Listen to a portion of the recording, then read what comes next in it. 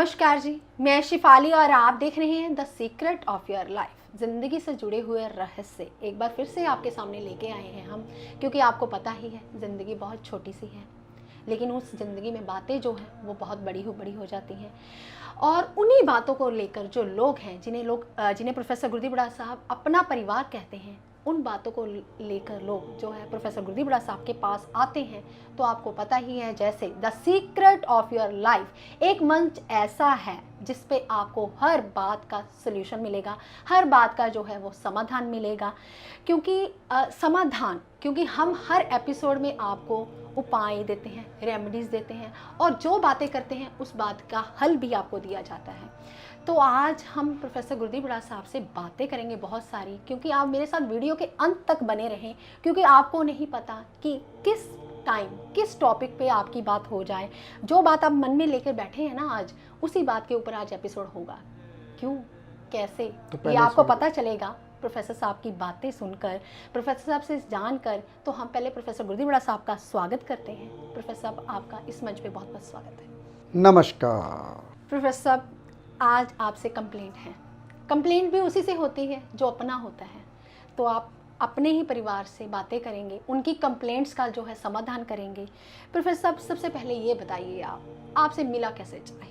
क्योंकि आप बोलते हैं ये आपके अपॉइंटमेंट नंबर्स हैं, तो आपका स्टाफ जो है वो बात करता है, आप बहुत अच्छे ढंग से समझाता भी है लोगों को, लेकिन वही स्टाफ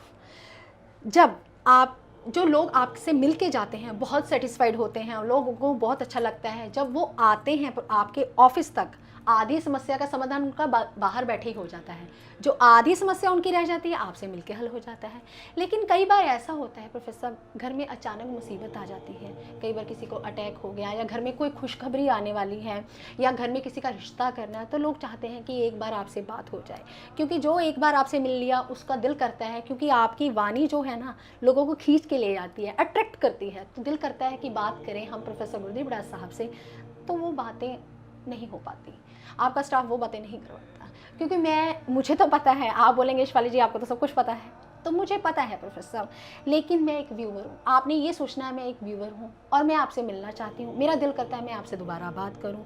जी प्रोफेसर साहब, और मेरा दूसरा क्वेश्चन ये है, मान लीजिए कि मैं बॉम्बे या कहीं पे लोकल कहीं पे भी बैठी हूँ, राजस्थान में बैठी हूँ मान लीजिए, तो प्रोफेसर मैं आपसे कैसे फ़ोन पे बात कर सकती हूँ? उसके लिए भी प्रोसीजर मुझे आप बताइए। बहुत अच्छा पूछा जी आपने कि मैं आपसे बात कैसे कर सकती हूँ। मान लीजिए आप मेरे पास होके गए और आपका दिल करता है मेरे से बात करने को, लेकिन आप सबको मैं ये चीज़ पहले समझा दूँ, सुबह 4:30 से लेकर शाम के 7 बजे तक मैं 1 मिनट के लिए भी फ्री नहीं हूँ। जो मेरी लाइफ है बहुत ज़्यादा टफ़ है। मैंने अपने शेड्यूल में आपको दिखाया था, बीच में थोड़ा सा दिखाया था मैं कितना बिज़ी होता हूँ सुबह से लेकर शाम तक। और रही बात करने की, जब आप मेरे से मिलकर जाते हो तो पहली बात मैं सब कुछ बता देता हूँ आपने क्या करना है क्या नहीं करना। फिर भी अगर आपकी कोई इंक्वायरी रह जाती है तो मेरी जो ये स्लिप है, स्लिप के नीचे हेल्पलाइन नंबर लिखा हुआ है, आप उस हेल्पलाइन नंबर के ऊपर बात कर सकते हो। वो आपको हर बात का जवाब देंगे। अगर आप चाहते हो कि मेरे से कोई क्वेश्चन पूछना, आप वॉइस मैसेज के द्वारा भी आप हेल्पलाइन नंबर के ऊपर वॉइस मैसेज छोड़ सकते हो। और मैं जब भी फ्री होऊंगा वो लड़की मेरे पास आती है, पूछती है प्रोफेसर साहब आपके लिए ये मैसेज छोड़ा, तो मैं अपनी वॉइस में आपको वापस रिपीट जवाब दे सकता हूँ। ये तो उन लोगों के लिए जो मेरे पास आकर चले गए। देखिए, मेरे से बात दोबारा नहीं होती, फ़ोन पे मैं बात नहीं करता, पहली बात ये समझिए, जो आकर चले जाते हैं। हाँ, अगर कोई इंसान फ़ोन कॉल अपॉइंटमेंट लेता है, हमारा एक प्रोसीजर है, जो लोग मेरे पास आते हैं, जहाँ आना चाहते हैं या बात करना चाहते हैं, वो चाहते हैं प्रोफेसर साहब से बात हो जाए, तो हमारा एक प्रोसीजर है। जैसे कि मान लीजिए, ये देखिए मैंने बहुत सी बाहर की कुंडलियाँ बनाई हैं जो विदेश में रहते हैं, जैसे कि ये इंग्लैंड से आई है 0044, ये इंग्लैंड से है, ये कनाडा से है 001, ये भी कनाडा से है। जैसे कि ये कुंडलियाँ हैं, ये कुंडलियाँ बाहर की हैं। अभी मेरे पास बनी नहीं है कुंडलियाँ। ये भी है 0061, ये मेरे ख्याल ऑस्ट्रेलिया का है। जैसे कि ये लोकल है, जैसे कि ये बम्बे का नंबर है 93158, कुछ ऐसे। ये जो नंबर, ये जितने भी बंदे हैं, ये जो है ये भी मेरे से बात करना चाहते हैं, लेकिन हमारा एक प्रोसीजर है।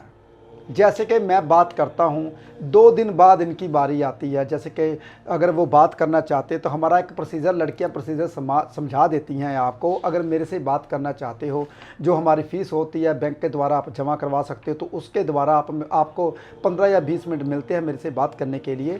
तो आप उसी टाइम में मेरे से बात कर सकते हो, क्योंकि आपकी कुंडली मेरे सामने बन जाती है। मैं 3 कुंडलियाँ बनाता हूँ। पहले ये आपकी जन्म कुंडली, साथ में ये दशा महादशा निकाल रखी है, साथ में गोचर निकाल दिया, साथ में वर्षफल निकाल दिया। 3 कुंडलियाँ मेरे सामने बनकर आ गई।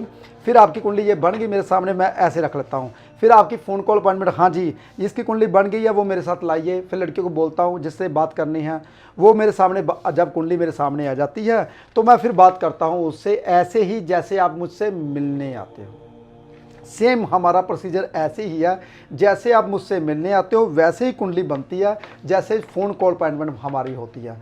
फिर उनसे मैं जो उसके सोल्यूशन होते हैं वो मैं, शेफाली जी आपको तो पता ही है, ये आपने क्वेश्चन पूछा उन लोगों के लिए जो शिकायत करते हैं कि प्रोफेसर साहब से बात नहीं होती, तो उनके जो उपाय हम ऐसे ही लिख देते हैं। तो व्हाट्सएप द्वारा, ईमेल द्वारा हम उसको स्कैन करके भेज देते हैं। ये हमारा प्रोसीजर है। लेकिन ये नहीं कि मेरे पास कस्टमर बैठे हों या मेरा परिवार बैठा, कोई भी कस्टमर नहीं बोलता, परिवार बोलता हूँ, मेरे पास वो सामने बैठा तो आपका फ़ोन आ गया, हाँ जी बात कीजिए, तो मैं अपने पहले जो बेचारा मेरे सामने आकर बैठा हुआ है उनसे बात करूँ या मैं आपसे बात करूँ फ़ोन के ऊपर, क्योंकि मेरा समय बहुत कीमती है।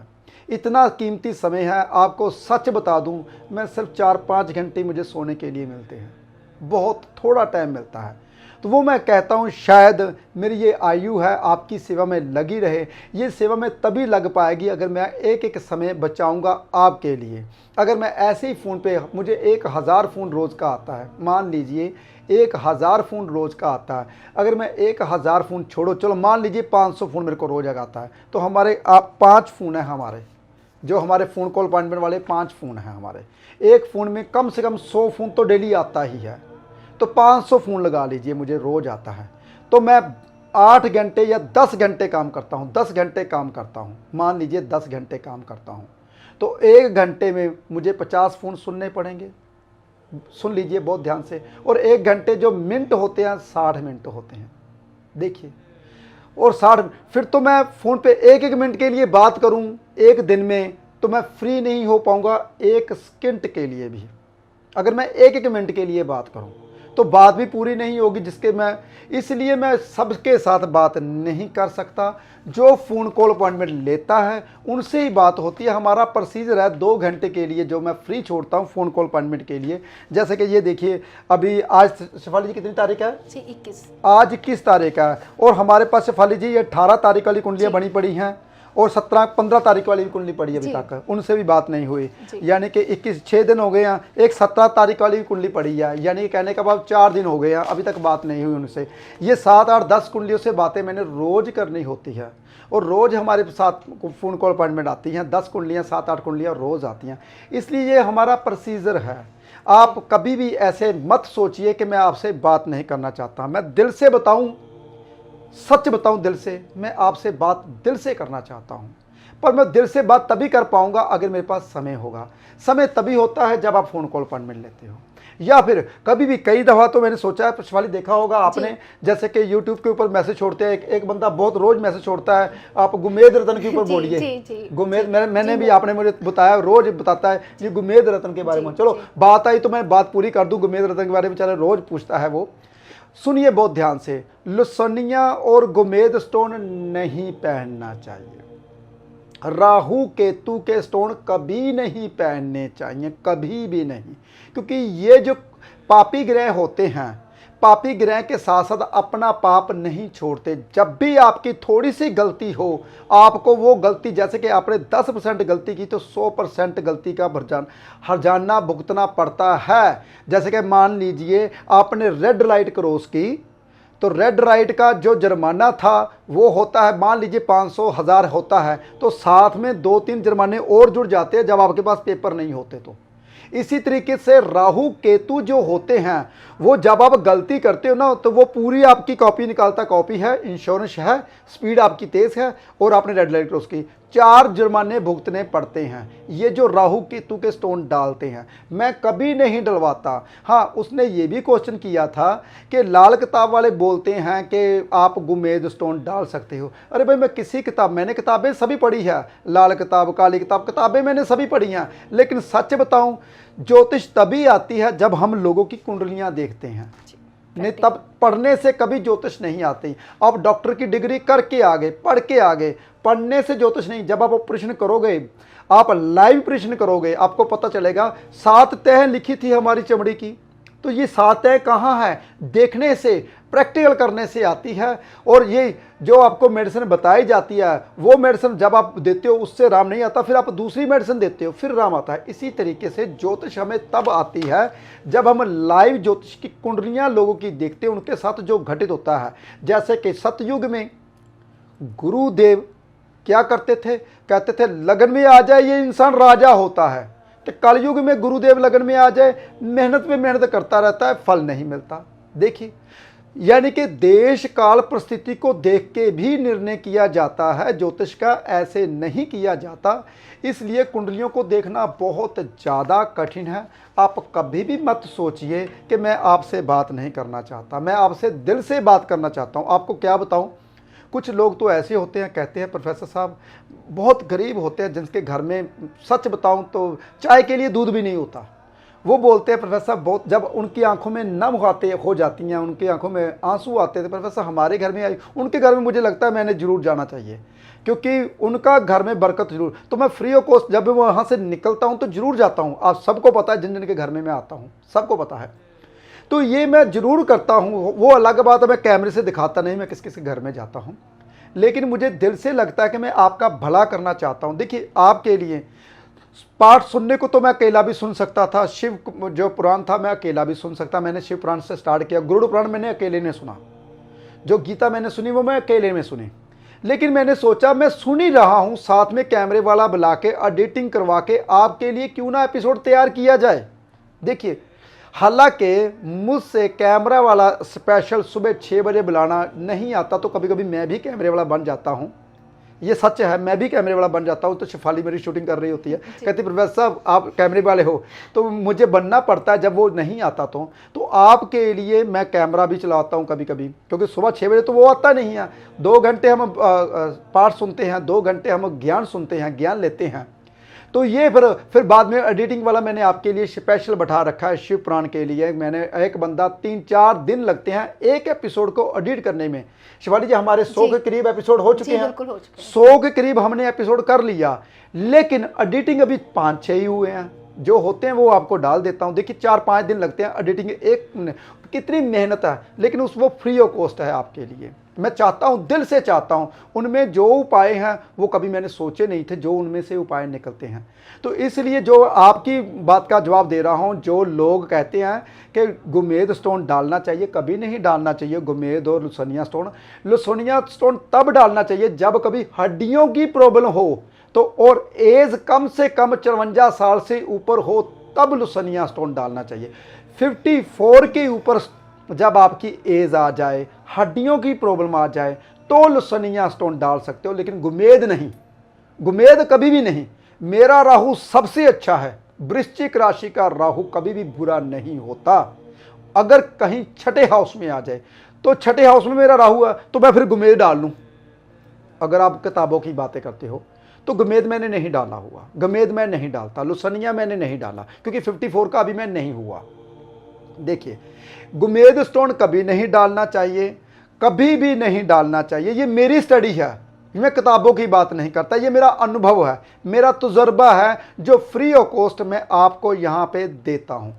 और ज़िंदगी में याद रखिए, जब भी आप कभी कमेंट लिखते हो तो उसका जवाब मैं देता हूँ। जब मुझे जब वो पीछे आके मुझसे पूछते हैं कि प्रोफेसर साहब ये जवाब बहुत बार बार आ रहा है, इसका जवाब दीजिए, तो मुझे देना पड़ता है। हाँ, एक मुझे शिफाली जी ने पढ़ाया था कि एक बोलते थे मकर लगन के ऊपर कब एपिसोड करोगे।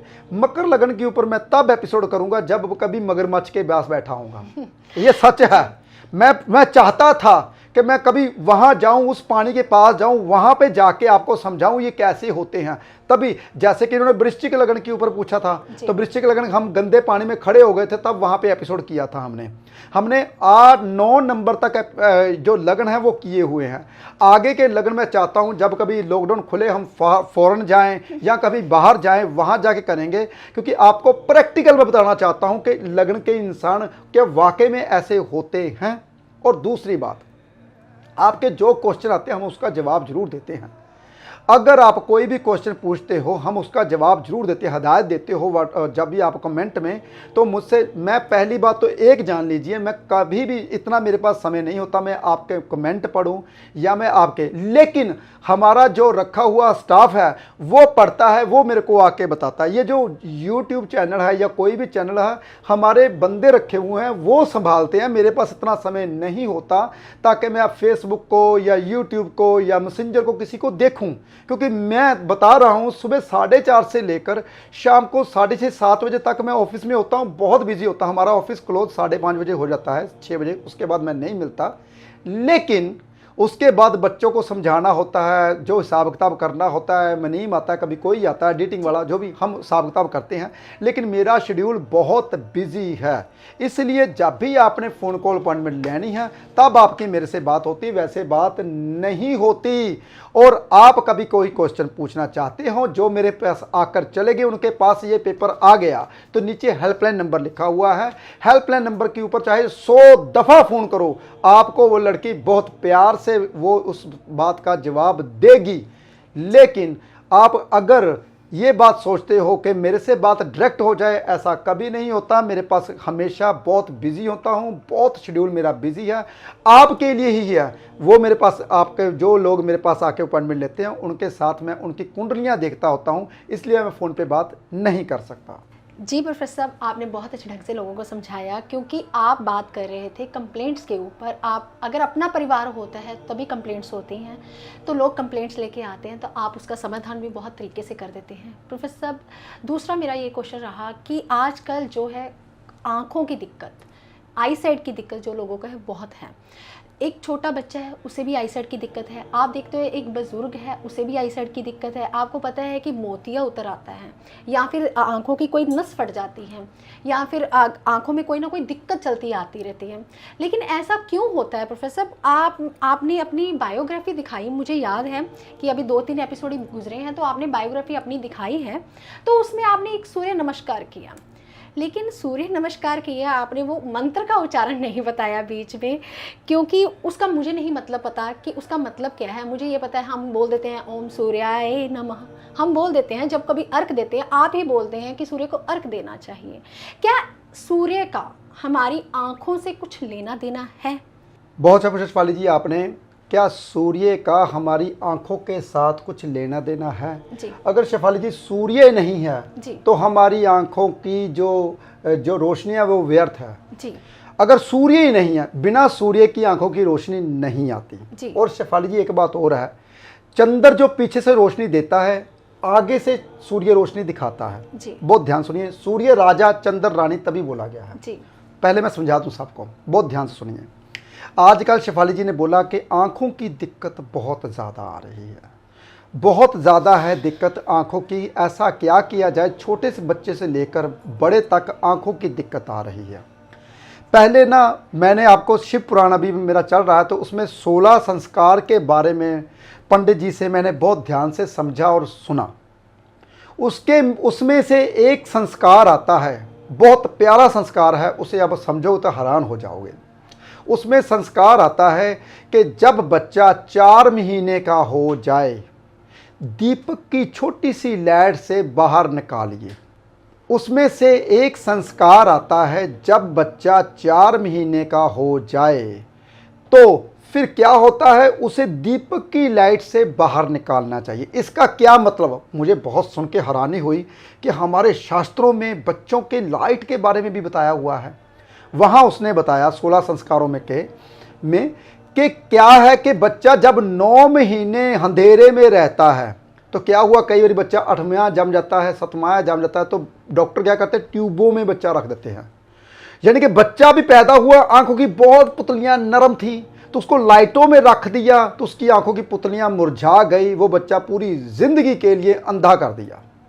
यानी कि उसकी लाइट कितने परसेंट रहेगी? 10% रहेगी, पूरी जिंदगी के लिए अंधा कर दिया आपने।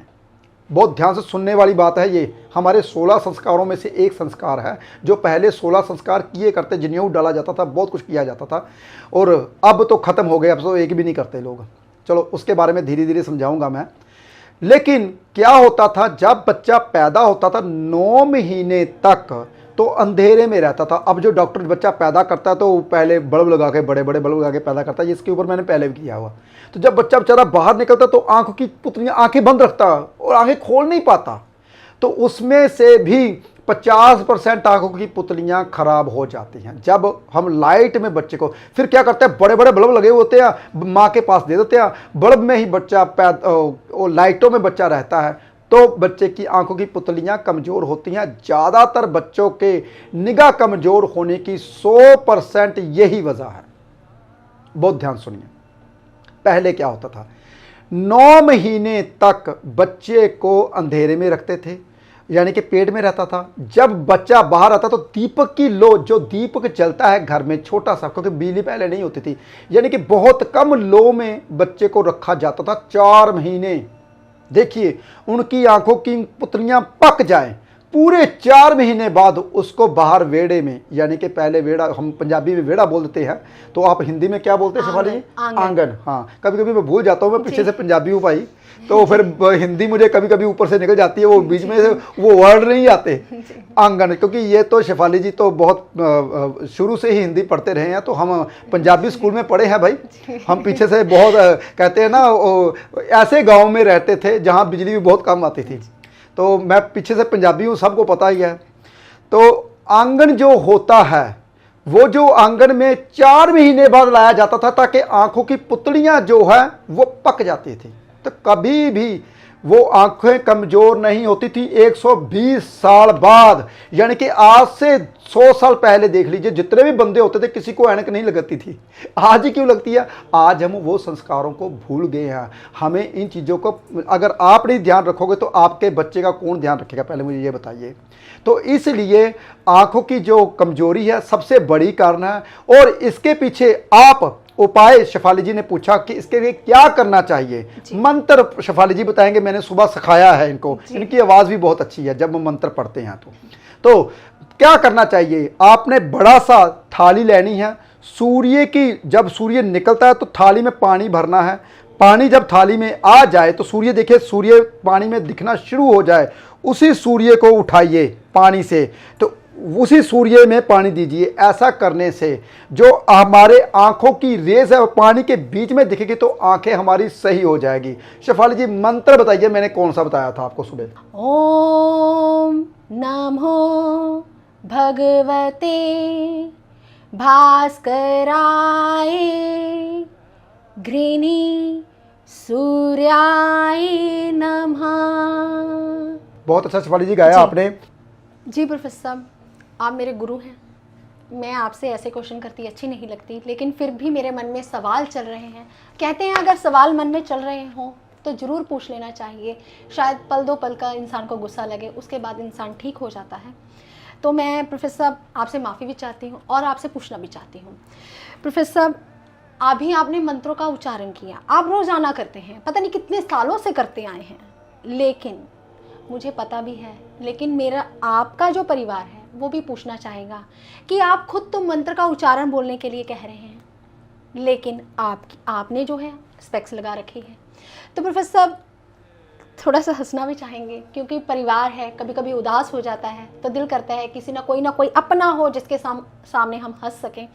तो प्रोफेसर साहब आपने ये स्पेक्स क्यों लगा रखी है?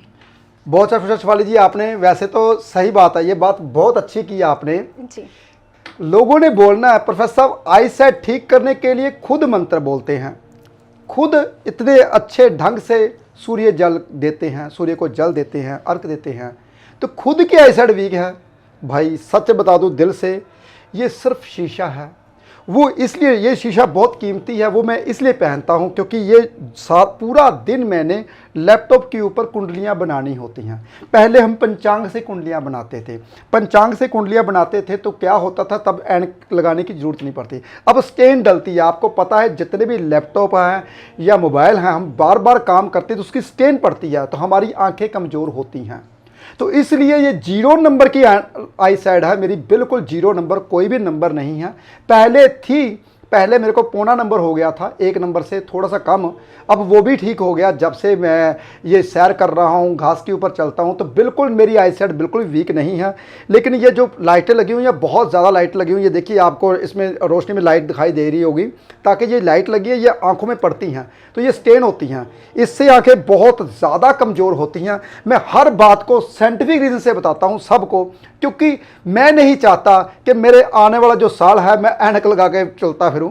मेरी आई साइड बिल्कुल भी वीक नहीं है, और मेरी दूर की जो आई साइड है बहुत ज़्यादा तेज़ है, नज़दीक की थोड़ी सी थी वो भी ठीक हो गई है। लेकिन ऐसे ही मैं सबको चाहता हूँ आप भी ठीक कर सकते हो, हमारे छोटे से मंत्र पढ़ के और छोटे छोटे उपाय करके।